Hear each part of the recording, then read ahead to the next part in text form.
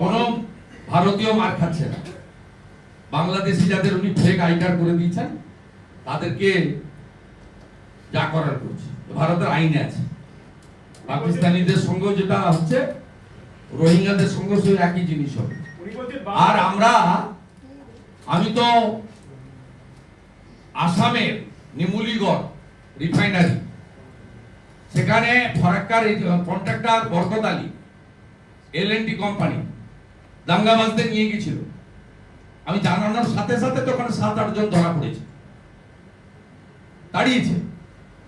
অতএব শামসেরগঞ্জে ধুলিয়ানে দাঙ্গা করে অন্য জায়গায় বুক ফুলিয়ে ঘুরবেন, রাজমিস্ত্রি সেজে ঘুরবেন, হকার সেজে ঘুরবেন, ফেরিওয়ালা সেজে ঘুরবেন, আপনাকে কি মিষ্টি খাওয়ানো হবে?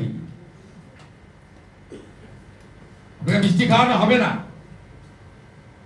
আপনার যদি ওখানে 80% সংখ্যা থাকে, যেখানে অন্যদের 80-90% আছে, নিউটন বলে গেছে প্রত্যেক ক্রিয়ার সমান এবং বিপরীত প্রতিক্রিয়া আছে।